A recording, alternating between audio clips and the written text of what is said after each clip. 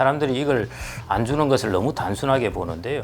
국가가 멀쩡하게 운영되고 있는데 국민연금을 우리 절반을 깎아버린다? 쉽지 않습니다. 두 가지였죠. 하나 보험료를 올리는 거하고 수령하는 연령을 늦추는 거였습니다. 그랬더만은 이제 이 젊은 세대 같은 경우는 이건 뭐냐 도대체, 우리는 받는 것도 늦게 받으라, 보험료는 더 높여라.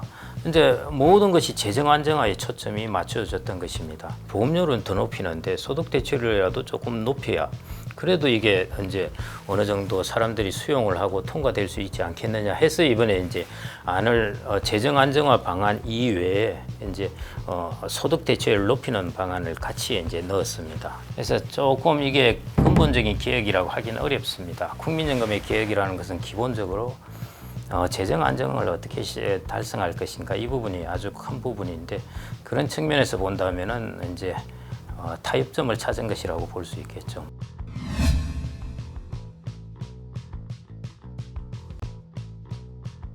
특별한 경제 강의 머니 특강. 안녕하세요, 주식초등학교 여러분. 오늘 특강을 맡은 김경록입니다. 반갑습니다.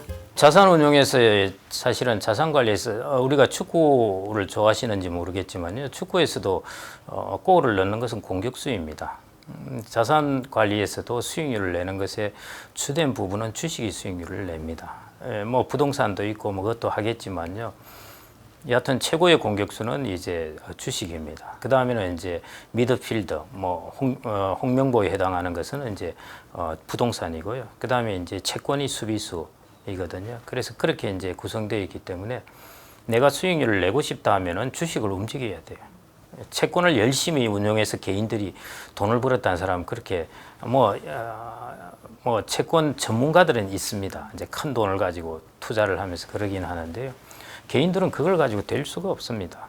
그래서 최고의 공격수는 기관들도 그렇고 어디도 그렇고 하여튼 자기들이 딱 이렇게 배치할 때 보면은 수익률을 내는 것은 주식이라는 것을 가지고 이제 수익률을 내고요. 그 다음에 이제 채권은 일종의 방어적 역할을 해주는 것입니다. 그런 식으로 포트폴리오를 짜기 때문에 기본적으로 주식 포트폴리오가 중요한 부분입니다. 요즘에 이제 미국 시장 같은 경우도 종목 많이 보고 그러지 않습니까? 예. 근데 저 이제 포트폴리오를 하나 말씀드리면, 저는 뭐 바이오 ETF도 있고 뭐 이런 거 저런 거 많지는 않습니다만은 조금 한 열 몇 개 들어있고 그러는데요.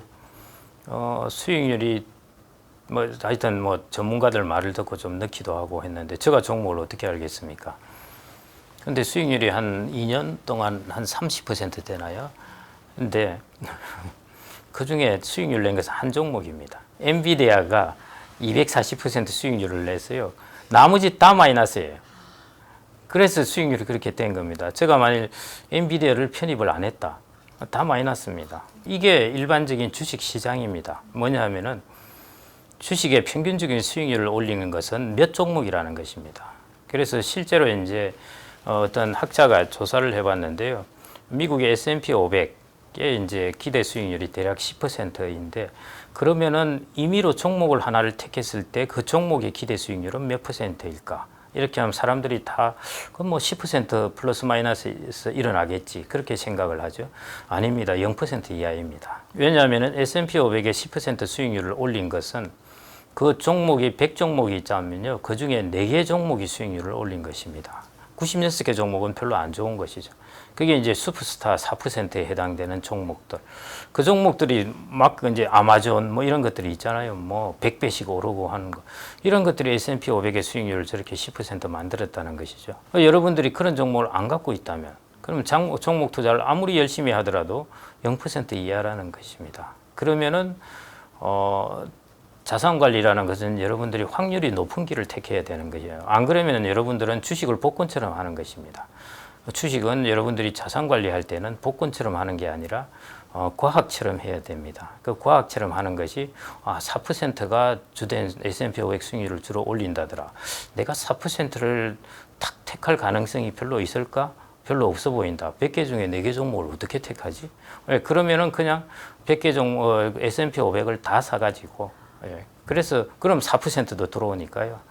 그래서 이제 투자를 하면은 수익률이 훨씬 이제 안정적으로 움직이게 되죠. 그게 이제 소위 말해 조금 과학적인 접근에 가깝다고 보면 되고요.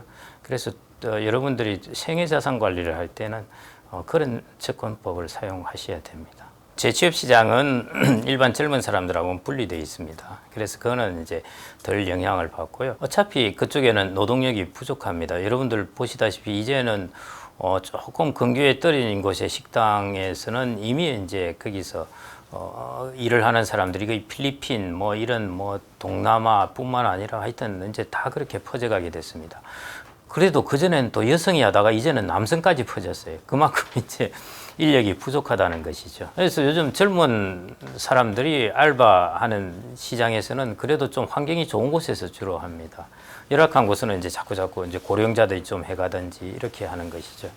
그래서 뭐 고령자들이 재취업 시장에 들어가 봐야 어딜 들어가겠습니까? 라인으로 어떤 큰 조직에 들어가는 것도 아니고 거의 비정규직으로 들어가고 이렇거든요. 그래서 재취업 시장은 크게 문제가 안 되는데 이제 젊은 사람들하고 컨플릭트가 일어나는 것은 그런 부분이 아니라요. 이제 정년 연장 부분입니다. 정년 연장의 혜택을 이제 오롯이 받는 곳은 주로 대기업이나 공기업이나 이런 곳인데요. 젊은이들이 가고 싶어하는 것이 이런 직장이라는 것이죠. 그러면은 정년 연장으로 그 회사의 비용이 이제 좀 높아졌다. 그럼 당연히 젊은 사람은 좀 덜 뽑게 되는 것이죠. 그래서 그 이미 이제 처음 정년 연장할 때는 별로 관계가 없다고 그랬다가 이제 몇 년 지나고 나서 보니까 사람들이 이제 대부분 논문들이 이제 그렇게 나옵니다. 컨플릭트가 일어난다. 특히 이제 대기업, 공기업, 뭐 공무원 이런 쪽의 시장에서는 이제 컨플릭트가 일어날 수밖에 없다는 것. 이제 그런 부분은 이제 인정을 하고 있고요. 그래서 이제 최근에는 정년 연장의 이야기가 조금 수면 아래로 들어가 있습니다. 한때 이제 그 이야기가 많이 나왔었는데요. 이제 이런 부분은 이제 솔루션을 찾아야죠. 이제 어떻게 할지는요. 고육지책이라고도 할 수 있고요. 처음에는 사실은 국민연금의 처음에 이제 안에서는 소득 대체율을 높이는 것은 없었습니다. 없었고 두 가지였죠. 하나 보험료를 올리는 거하고 수령하는 연령을 늦추는 거였습니다. 그러니까 다 이제 마이너스인 것이죠. 그랬더만은 이제 이 젊은 세대 같은 경우는 이거 뭐냐 도대체 우리는 받는 것도 늦게 받으라 보험료는 더 높여라. 이제 모든 것이 재정 안정화에 초점이 맞춰졌던 것입니다. 그래서 재정추계위원회에서도 이것 때문에 논란이 많이 있었습니다. 자기들도 의견의 충돌이 있었는데요. 그게 지금 보는 안하고 똑같습니다. 뭐냐면은 한쪽에서는 왜 소득 대체율을 높이지 않느냐, 왜 이거는 안 들어가느냐, 더 낸다고 그러고 받는 것도 늦게 받는다고 그러면서 소득 대체율은 그대로이고 도대체 그러면 젊은 세대가 다 또 하나란 말인가? 뭐 이런 것들이 이제 이슈가 있었는데.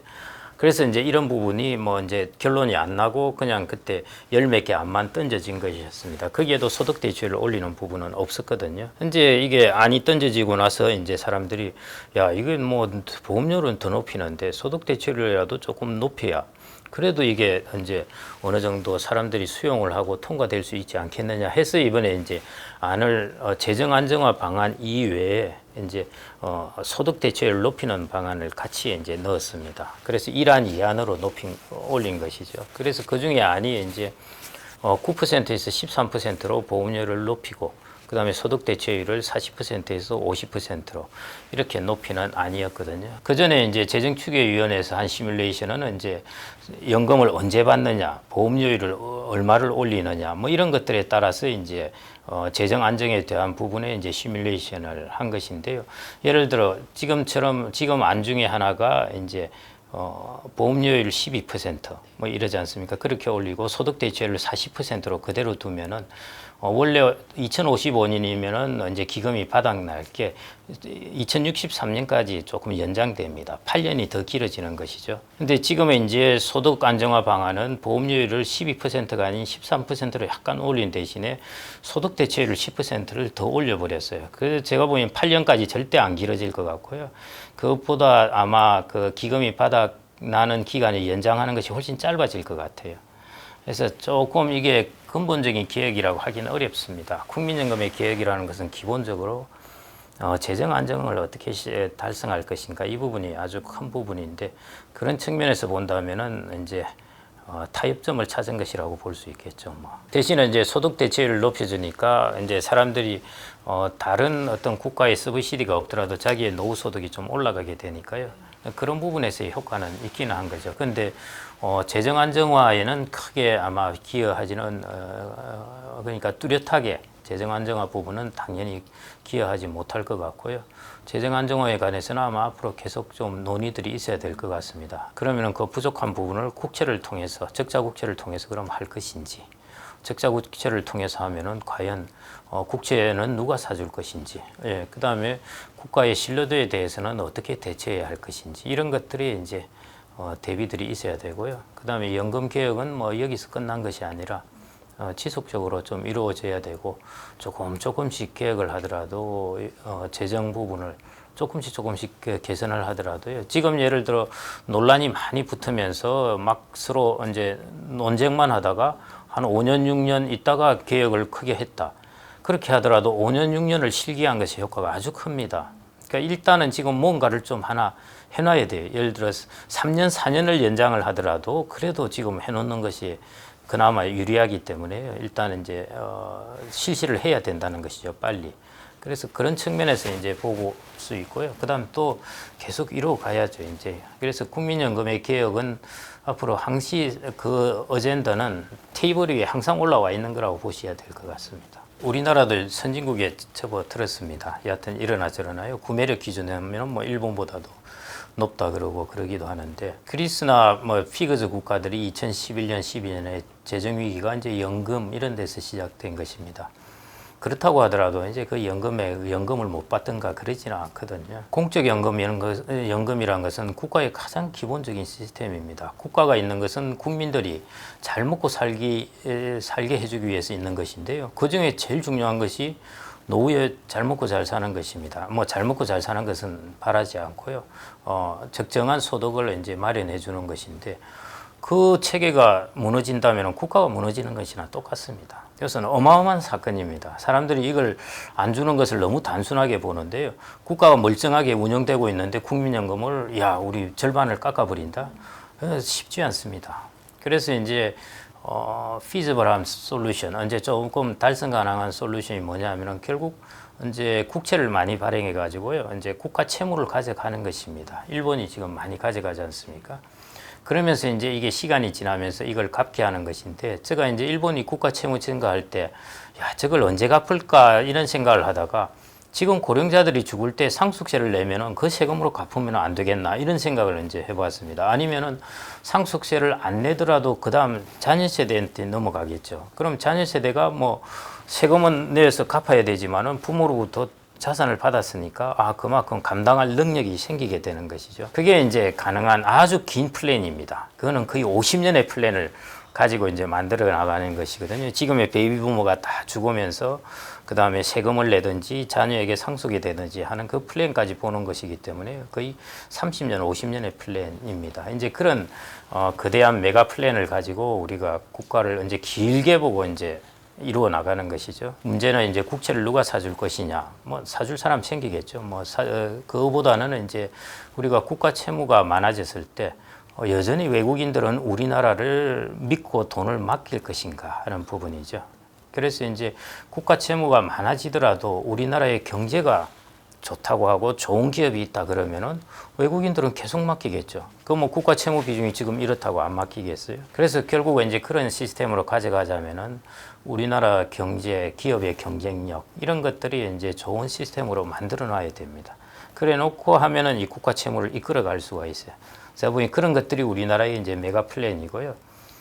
그래서 이제 연금 개혁도 동시에 이루어져야 되겠지만은 이것도 이제 서로 이제 분담을 하는 것입니다. 이제 연금 개혁에서도 조금 덜 받고 그다음에 이런 부분을 이루어 나가고 이제 국가 채무를 가지고 또 일정 부분 국가가 분담을 해야죠. 이제 국가가 분담하는 것은 결국 다음 세대가 내게 되는 것인데, 그 다음 세대가 내는 것은 지금 현 세대가 세금을 내는 것이라든지 죽을 때, 그 다음에 현 세대가 자녀에게 돈을 물려줄 때라든지 뭐 이런 것들을 통해서 세대 간의 이제 부의 이전인 것이죠. 그런 플랜을 가지고 아마 만들어 나갈 수 있지 않을까 싶고요. 뭐 아직은 뭐 2060년 이렇게 보면은 아직은 26년 남았지 않습니까? 뭐 그 정도 만에 얼마든지 좋은 솔루션을 낼 수도 있지 않을까 싶고요. 뭐 저는 그래서 지금 미래의 일을 너무 걱정하시지 말고, 그 다음에 노후의 소득 중에 가장 퀄리티가 좋은 것이 공적연금입니다.